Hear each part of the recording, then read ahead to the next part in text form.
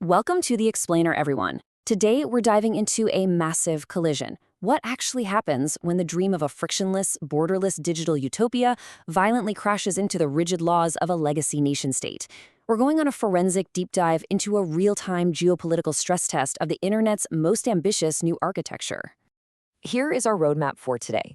We'll start with the collision of the Leviathans, move into the Jacob's Land catalyst, then look at weaponizing local bureaucracy, the geopolitical standoff, and finally wrap up with the tar baby trap. Let's get right into it. Part 1. Collision of the Leviathans. Okay, so before we unpack this massive architectural failure, we have to talk about what a Leviathan actually is. You know, the absolute peak of power. Historically, this ultimate authority meant God or it meant the state. Think physical laws, militaries, and borders. But as we're seeing, there's a new Leviathan stepping into the ring, the global network. And it is gearing up to challenge the legacy state directly for supremacy. Look at this paradigm shift. It is completely night and day. On one side, you've got the network state, an idea pushed heavily by tech investor Balaji Srinivasan. It's totally cloud first, digital primary, physical secondary. You build your highly aligned, decentralized society online first. But then, on the flip side, you have the legacy state, purely land first, anchored by rigid, centralized borders and physical enforcement. Now, to pull this massive theory into concrete reality, Srinivasan's network school decided to literally print their digital society onto physical land. And they didn't just dip their toes in. They committed a staggering $122 million to this project. They poured this massive war chest into the infrastructure of Forest City, a huge, struggling real estate development in Johor, Malaysia, hoping to scale a tech-focused co-living community. But as you'll see, printing the cloud onto sovereign soil comes with some incredibly high stakes. Which brings us to part 2, the Jacob's Land catalyst. Take a look at how insanely fast this timeline escalated. We're talking about a massive, real-world federal response triggered almost entirely by an online rumor. It started with a huge social media uproar. People were alleging that tech workers from a digital collective called Jacob's Land were using dual citizenship passports to completely bypass Malaysia's strict national entry bans on Israeli citizens. Well, this digital spark instantly reached the top. Malaysian Prime Minister Anwar Ibrahim issued a zero-tolerance deportation directive, which launched intense multi-agency immigration raids straight onto the network school campus. But here's the wild part. When the forensic dust finally settled and the authorities actually checked everyone, they found absolutely zero evidence of these alleged Jacob's Land citizens on site. Nothing. Everyone held valid travel documents. Out of the whole sweep, they only found 19 foreigners with basic visa irregularities, things like overstaying. So a 100% digital catalyst literally brought the full physical force of the state crashing through the front door. All right, part 3, weaponizing local bureaucracy. So if the massive federal immigration raids basically came up empty-handed on the primary allegations, how exactly did the legacy state dismantle a $122 million tech commune? Well, look at these administrative actions. They didn't roll on the military. They didn't drop dramatic federal indictments. No, the local Johor authorities just weaponized the absolute most mundane tool available to them, terrestrial bureaucracy.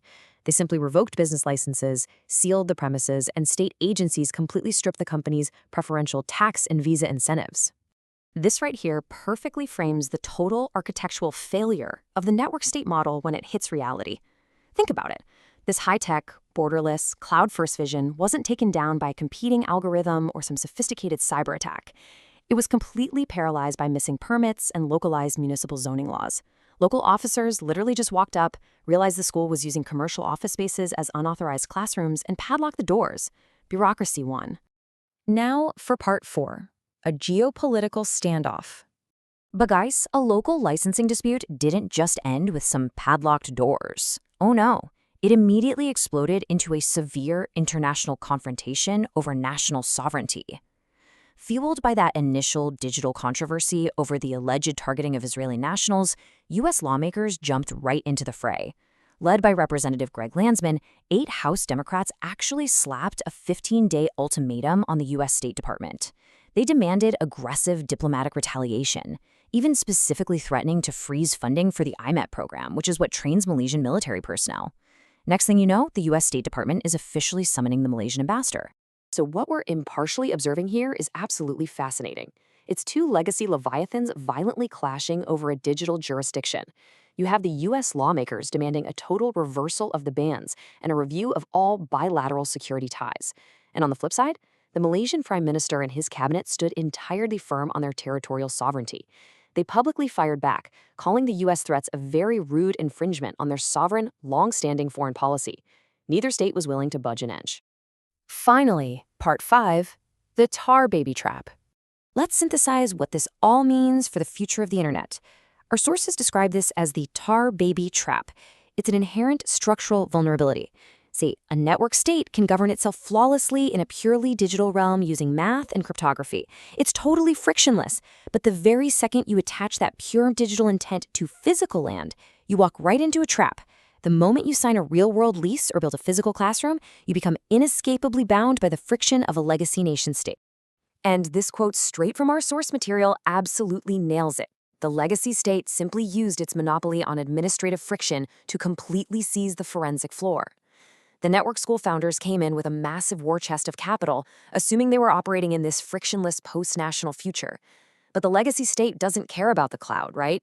It owns the physical substrate, it owns the dirt, the local zoning laws, and every single inch of red tape that governs it all. So what is the fallout? Well, it's a pretty harsh lesson in reality. All $122 million of that planned investment into Forest City is now completely frozen. And in a massive concession to the power of the legacy state, the network school founders offered to publicly sign a formal memorandum of understanding, completely committing to abide by all local laws and respecting Malaysian sovereignty, which actually mirrors an agreement the Solana Foundation previously had to make in Kazakhstan.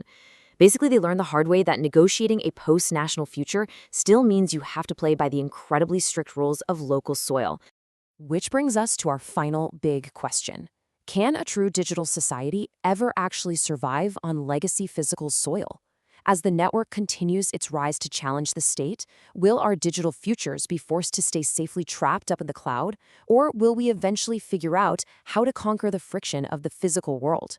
Definitely something to chew on next time you log on. Thanks for joining this explainer. I'll catch you next time.